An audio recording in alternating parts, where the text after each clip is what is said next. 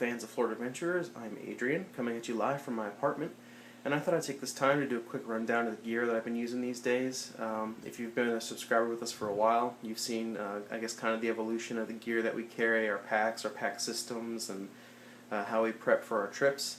So I wanted to kind of show you what I've been doing now for a while. I've had this system set up. I've had to change it a couple times, and I think that this last change might be the last one for a while, so we'll go ahead and get into it. Now the first big change was the backpack here. This is the Teton Explorer 4000, 65 liter capacity. This is replacing my Coleman Elite 65L. The reason I replaced that pack was because this one here had a lot better external storage options, which I felt that the Coleman was lacking. And so far, since I've gotten this pack, it's proven to be worth it. It could be a little bit pricey. You're looking, depending on the size you get, spending anywhere from $35 to $60 or $70 on this. I got kind of a mid-range or mid-priced one here. So if you're interested, check out Amazon and just play with the options and see what you can get. I've got the Coleman sleeping pad up there. This was given to me as a gift, but can be obtained at Walmart. I'm a side sleeper, and this is one of those self-inflating pads. It works pretty well for me. I haven't really had a problem with it since I started using it. And it's been on a number of trips with me already without any issues. And I use that in conjunction with my wool blanket, which was purchased at Harbor Freight for under $10. Another good piece of gear. It's an 80-20 blend. Of course, it's flame resistant, and it'll keep you warm whether you're wet or dry. So definitely look into that. And like I was saying earlier, I like this one a lot because it's got the external pockets here.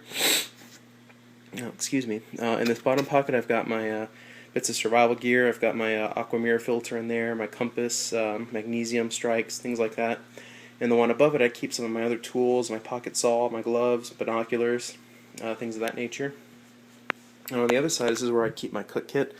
And my cook kit, of course, is the one that we got from the Climb Survival Gear / Survival on the Cheap on YouTube. We have a review on this, so check out our channel, check out the review. It's a great piece of gear, and I'm excited that I got this because this kept me from having to go through a lot more trial and error. Now this is kind of my end product, I guess. And to go with that, this is a propane stove that I got on Amazon, again under $10. So keep your eye out for this if you're interested in something like that. And then over here, my 3 dry sacks. You can buy these again at Walmart. Pretty reasonably priced. The yellow one holds my food, the blue one holds my toiletries, and the red one holds my first aid kit and medications. Now, as far as my tent goes, that is a Eureka Solitaire tent. This was given to me also as a gift. It's kind of a bivvy shelter. You're not a lot of wiggle room in there. One of the things I like about this tent is that you can enter through the top instead of having to crawl in and out. And to a person of my size, that is a pretty awesome feature. It's been on 5 or 6 trips with me now. It served me well.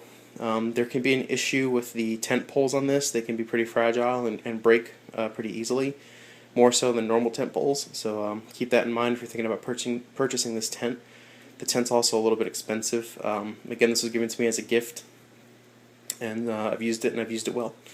I'm thinking about maybe switching to one of the Tech Sport tents that John, Phil, and Phil have. So keep your eyes open for that.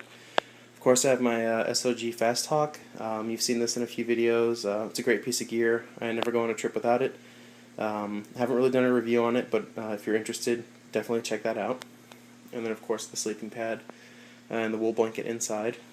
Now, as far as other storage options for this, one of the big things that drew me to this pack was it got the webbing here. In addition to that, it actually had the straps built in to hold the tent down here and the sleeping pad up here. And of course, with the webbing, you can further modify what you carry on the outside of your pack. And then it also comes with the straps down here that most of them do. And also typical of these packs, it has sleeping bag storage in the bottom, which you can unzip internally to extend the storage space of the main compartment, which is what I've done with it. And it's got storage at the top where I keep, again, I keep my miscellaneous items. I keep my poncho, my propane canister, a couple of grooming items in there. So I guess that's all. Just want to, again, give you a quick rundown of the gear I'm carrying these days. Probably make 1 or 2 more changes, but that'll be about it for a while, I think. Of course, we're going to keep on experimenting and keep on, finding out the different things we can do. This is also water bladder compatible. I don't think I mentioned that. I have a 3-liter water bladder that fits in there. It's got the clips and everything on the front. Speaking of the front, let's go ahead and show it to you. So it's got an adjustable back support here for all different sizes, including mine. Of course, it's got the straps. It's got this little doohickey on here to get rid of the slack on the straps. One of the things that the Coleman had that this one doesn't actually had an extra pouch up here, that's usually where I kept my compass. This doesn't have it, but that's okay. I think I'll survive. And then of course we've got the clip that goes across the chest, and then here are the clips here for the hose for the water bladder if you need that. This is one of those airflow types of packs. Supposed to keep your back pretty dry. I haven't really used a backpack where it worked as well as I said it would, but this one works pretty well. So I think that's about it for this pack and my gear. If you have any questions or comments, go and leave them below. Otherwise, I hope to hear from you.